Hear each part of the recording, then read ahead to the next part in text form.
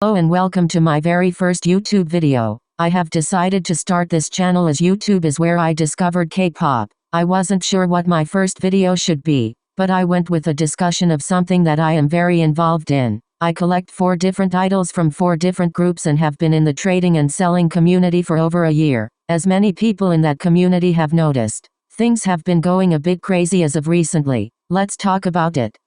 Firstly, the issue with pricing. I can remember when I used to find photocards for under $7. I used to not feel pressured about having to buy a photocard because for the most part they were inexpensive. I am not exactly sure what changed, but the increase of prices has been too drastic recently, especially within more popular members. I am going to use NCT Taeyong as discussion point as I collect an NCT member, so I see this a lot. His regular album photocards, ones that are not hard to pull and most definitely are not rare, have been going for prices of $20 plus for a printed picture.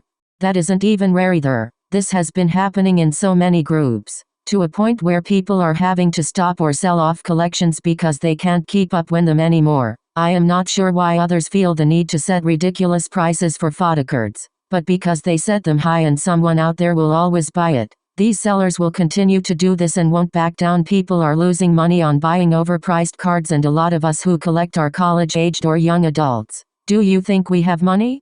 Do you think we are all dense? It seems like sellers these days market their prices in order to make a profit from another human's. Face it that it's gross. It's annoying and it needs to stop.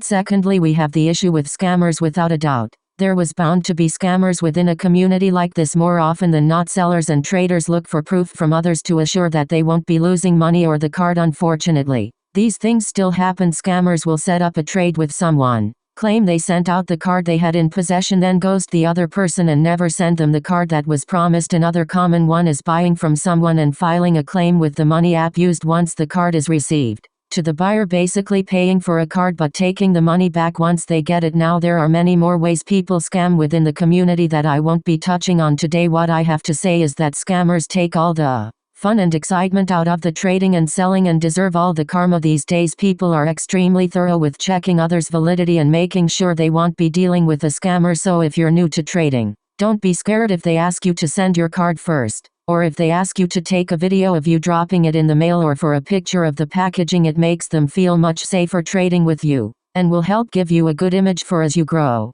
Honestly, there is much more I could talk about within this community, but my last point for today is this: do not ever let someone else determine what your collection should look like. Not one collection is the same. Everyone has different rules and different options for how they choose to collect. If someone only collects Korean press albums, there is no room for judgment. If someone collects every single photocard in relation to someone, you do not need to feel bad about your own collection. At the end of the day, what we do, who we collect, and the boundaries we make for them should make us and only us happy. Well, I think that's it for this video.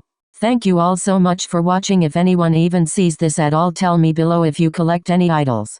My next video will be all my groups I stan plus my biases and who I collect myself. Thanks for watching and have a good day.